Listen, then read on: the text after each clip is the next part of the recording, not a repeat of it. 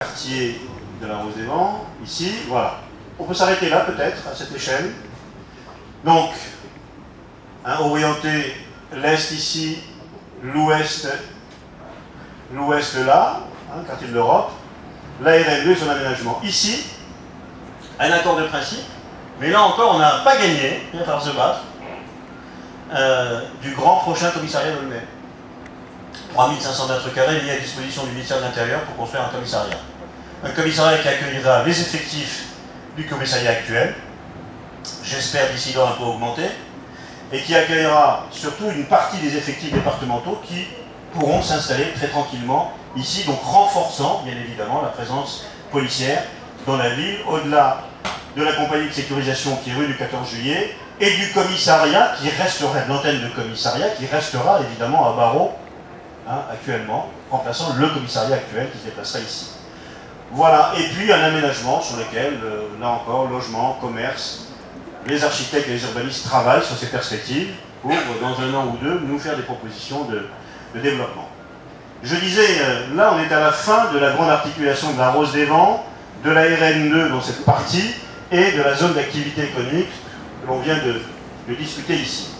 Et en articulation immédiate, un autre projet qui englobe cette partie-là, donc en gros le territoire du Vélodrome actuel, des terrains ici qui sont des terrains de sport entre guillemets, en fait qui sont des espaces verts, qui sont très peu utilisés, en tout cas, quand je dis très peu utilisés, il y a des gens qui sont dessus, mais ils ne sont pas organisés au sens de l'utilisation. C'est quand même de la friche sportive. Ah si vous le comparez à celui-là, notamment depuis qu'on vient de faire un stade en synthétique, on n'est pas dans le même rapport. Et puis ici également, ce sont des friches, tout ça, ce sont des terrains qui sont des terrains verts, à vocation sportive, mais en partie en friche. Alors il y a bien évidemment la métropole. Voilà, ici. Ici, peut-être ici, en tout cas ici c'est sûr. Oui, 700 tombes mérovingiennes que nous avons découvert au moment où nous avions tenté de faire un gymnase, que nous avions implanté ici, voilà, ici, et pour lesquels, évidemment, les fouilles obligatoires préalables ont indiqué qu'il y avait 700 tombes mérovingiennes. Donc 1 200 000 € pour sortir les tombes, enfin les cadavres et les traiter décemment. 1 200 000 €, c'est cher. C'est cher, d'autant plus que ce n'est pas forcément notre démarche, c'est celle du département de Seine-Saint-Denis et de son département archéo. Et ils n'ont pas décidé, même si on a demandé, compte tenu des difficultés financières que les collectivités, dont le département de Seine-Saint-Denis souffre aujourd'hui, donc on a refermé, et on les laisse dormir en paix pour l'instant. On peut faire des aménagements de surface, on peut faire des terrains de foot, on peut faire des promenades, on peut faire des jeux des espaces de jeu et de balades pour les familles, mais on ne peut pas construire en profondeur, sinon évidemment on les dérange. On attendra plus tard, voir si évidemment, puisqu'il y a des projets, en tout cas des maquettes de projets qui existent pour des logements ici ou là, mais encore une fois, ça ne se fera qu'au prix évidemment du traitement de la métropole, sinon il n'y aura pas. Et ensuite, donc ça c'est le début de ce qu'on appelle la concession d'aménagement de Mitry-Princé, des chemins du Mitry-Princé. Donc le bout ici, et puis si on peut zoomer en zoom arrière, voilà, un peu plus, c'est bon, on peut s'arrêter là. On a également englobé, à part ce morceau dont on vient de parler, tout le quartier Savigny, mais surtout le quartier Mitry ici, deux copropriétés, l'une assez dégradée, qu'on est en train de sortir de la dégradation. Les gros travaux commenceront en janvier, les travaux préalables ont été traités, mais surtout les moyens financiers ont été réunis qui permettent d'aller jusqu'au bout du traitement d'une copropriété qui avait un endettement de plus d'un exercice budgétaire annuel. Normalement, on a eu des aides de l'État, on a mis en place un dispositif pour aller chercher les restes à charge auprès de gens qui n'avaient pas forcément les plus grands moyens du monde. Il faut qu'on trouve le moyen de pouvoir loger dans les logements sociaux les 80 à 90 familles qui ne pourront pas suivre les restes à charge. Je vous passe le détail des choses, mais en tout cas, une copropriété que nous sommes en train de sortir, parce qu'elle est énorme, 920 logements, intégrés à une copropriété commerciale, enfin bref, je vous passe les détails. Une difficulté juridique extraordinaire, on arrive après 3 ans et demi de travail, au bout de la séparation juridique de cette grosse propriété. Et maintenant, on va pouvoir intervenir pour traiter. Je reviendrai tout à l'heure sur le détail, hein, enfin sur quelques détails, mais Mitry-Princé, c'est aussi, depuis la caserne des pompiers, sur la RN, sur la, pardon, le CD 115, CD 115, la RN 370, elle est là. CD 115, jusqu'au carrefour du Soleil Levant, d'accord? Donc tout ce linéaire qui vient de Mitry jusqu'au Soleil Levant, et qui du Soleil Levant, sur la rue Jules Princé, va jusqu'au carrefour de Stalingrad. Stalingrad, c'est fort. On l'a oublié parce que la plaque n'existe plus depuis 25 ans, mais Ford, c'est le carrefour de Stalingrad, la plaque. Ici, vous voyez, à l'intersection de la rue Anatole France. Voilà, tout ça, c'est la concession Mitry-Princé, hein, jusqu'ici. Je suis perdu là. C'est l'ancien cimetière. Oui, l'ancien cimetière, donc voilà, ici, qui commence ici et qui descend jusqu'à la place de Stalingrad. Pourquoi une concession d'aménagement? En rapport avec la discussion de tout à l'heure, essayer de se donner des outils de maîtrise, en partie, évidemment, de l'évolution de l'habitat, du foncier, de l'espace public, des équipements publics, etc. Pourquoi? Parce que pour rentrer dans une concession d'aménagement, tout promoteur qui veut le faire est obligé de passer par des obligations juridiques que nous imposons dans le cadre de la concession d'aménagement. Quels sont-ils? D'abord, une architecture qui correspond à quelques indications. On ne monte pas au-delà de 5 étages plus 1, par exemple. Sur la définition, alors on peut aller plus haut, on peut aller un étage de plus, sur le CD 115. Pourquoi? Parce que ce qu'on appelle le prospect, le rapport entre la largeur de la rue et la verticalité, il faut qu'il ait un certain rapport si on veut garder un élément d'esthétique. Deuxième obligation, c'est le fait de payer automatiquement une taxe au mètre carré. Pourquoi? Parce que c'est bien de construire des logements, mais si vous ne construisez pas des crèches, des écoles, des aménagements d'espace public, évidemment, vous êtes dans une contradiction absolue.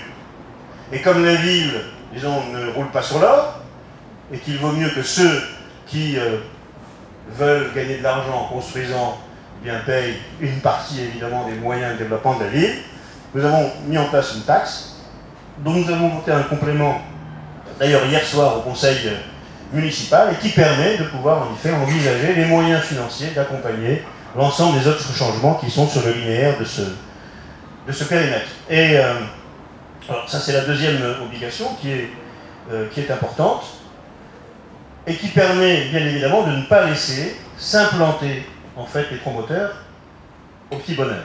Parce qu'ils ont plus de contraintes juridiques que sur un PC, mais pas une construire classique, sur un objet unique.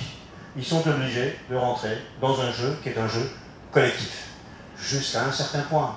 Soyons clairs, il n'y a pas de miracle. Tout ça est une question évidemment de rapport de force continuel dans lequel il ne faut pas évidemment lâcher la rampe. Mais en tout cas, c'est ce qui permet, sur ces 2 ou 3 points, en effet, d'avoir une certaine logique de maîtrise et de contrôle, c'est-à-dire de dire, ben voilà, vous n'irez pas plus haut que cela, hein, tant que nous n'aurons pas modifié le PLU, qui n'est pas pour l'instant modifié, hein, en profondeur, tant que nous n'aurons pas réglé un certain nombre de choses, eh bien, en tout cas. Et puis la deuxième chose, c'est que pour rentrer, la troisième chose, c'est que pour rentrer dans la concession Mitry-Princé, mais de manière générale, pour construire les promoteurs, pour construire à Aulnay, ils sont obligés de signer une charte du développement durable et de l'urbanisme, en fait, qui a été amendée et votée par le conseil municipal il y a un mois et demi, et qui aujourd'hui est la condition d'entrée avec un certain nombre, de conditions, de règles que l'on impose, hein, dans les limites de la loi, parce qu'on ne peut pas faire n'importe quoi non plus, mais qui permet de diriger un tant soit peu la démarche qui va s'opérer sur cette partie du territoire. On va descendre rapidement. Donc voilà, concession d'aménagement, évidemment qui est confiée à un aménageur, et un aménageur qui est évidemment en... Pardon? Alors peut-être sur Mitry, quelques éléments quand même qui permettent de voir comment, sur cette partie du quartier qui est extrêmement dégradée, probablement la plus dégradée de la ville d'Aulnay, bien loin de ce qu'était la Rose des Vents avant son traitement actuel. C'est l'endroit le plus dégradé de la ville. Nous avons, où est-ce qu'on est là, ici voilà, c'est là. Bon, je reviens, CD 115, rue du Mai 45, pour ceux qui connaissent, le petit centre commercial, hein, qui est très abîmé. Une partie a brûlé en 2006, pas 2005 d'ailleurs, l'année d'après. 2006, non 2006, là 2006. Là ça a brûlé en 2006. Ouais. Voilà, donc la rue du Mai 45. Plusieurs choses. L'école en Bourget, d'abord, ici, que nous refaisons pratiquement complètement, avec une relative élégance. C'est une école qui, transformée, va... Pardon ? L'agrandir aussi, oui, bien sûr. D'ailleurs, l'objectif est de l'agrandir. Faire supprimer les préfats, les vieux préfats qui existaient, et agrandir l'école. Mais en même temps, profiter de l'embellissement, d'espaces publics, etc. Et puis de retraiter aussi les passages. Vous savez, entre le petit city-stade, le bord de l'école, enfin, il y avait quelques incohérences d'organisation. Ça nous a permis en même temps de traiter l'espace public au bord de l'école, les parkings qui sont le lieu de l'école primaire. Enfin, on traite en même temps une bonne partie de l'environnement interne et externe d'ailleurs de l'école, parce que les cours sont refaites. Enfin, on la voit ici, hein, dans ses volumes généraux, disons. Si on recule un peu, donc on est là, hein, si on recule un peu vers, donc là on est rue du Mai 45, hein, vous voyez, ici le bâtiment qui est ici, à l'entrée de rue du Mai 45, qui est un bâtiment de l'OPHLM, va être résidentialisé, c'est un des derniers à résidentialiser, et dans cette résidentialisation, nous allons tourner les cages d'entrée ici vers l'arrière, qui sera fermée, enfin résidentialisée avec des barrières autour, et sur la voirie hein, du Mai 45 qui est, vous savez, très dégradée. Hein. Nous allons, enfin l'OPHLM va construire ici une avancée de 4-5 mètres qui va retraiter l'ensemble des commerces. C'est que les cellules commerciales, qui sont plutôt étroites et vers le fond du bâtiment, vont être avancées à 2 mètres du bord du trottoir, en bord de voirie. Et donc nous allons pouvoir développer les commerces, les réorganiser, améliorer l'ensemble du bâti. Sur ce côté-là, en dehors du centre commercial que nous allons refaire entièrement, sauf la cellule qui est occupée par la moyenne surface, parce que je vous rappelle que, comment s'appelait-il, les attaques est parti, en les mettant la clé sous la porte, rappelez-vous. Nous mettons d'ailleurs une situation extrêmement compliquée, parce qu'on avait un projet de réorganisation complète du centre commercial. Or, le fait qu'il soit parti, ou alors pendant 3 ans, on n'avait pas de moyenne surface, ou alors il fallait trouver un moyen de recomposer tout ça, et on l'a fait en négociant avec les mousquetaires qui sont venus s'installer, et qui évidemment aujourd'hui, s'étant installés, ayant complètement reconditionné dans son ensemble la moyenne surface, ne vont pas partir, et donc il faut qu'on tourne maintenant autour de cette moyenne surface en cassant simplement le reste des bâtiments pour reconstruire. Oui, la vie est ainsi faite, hein. On a de temps en temps des mauvaises et des bonnes surprises.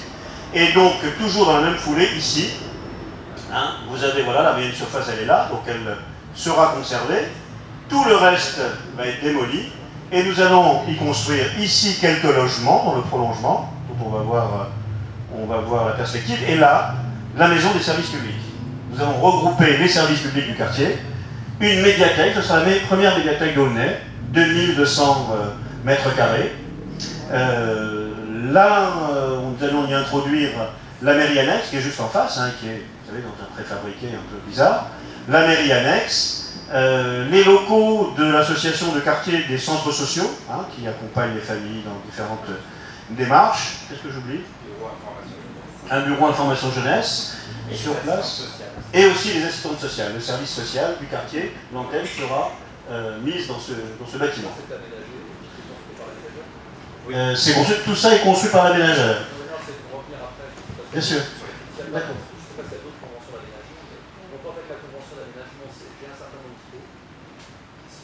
J'ai un territoire que je délimite. Voilà, qui appartient à l'habilement. Qui est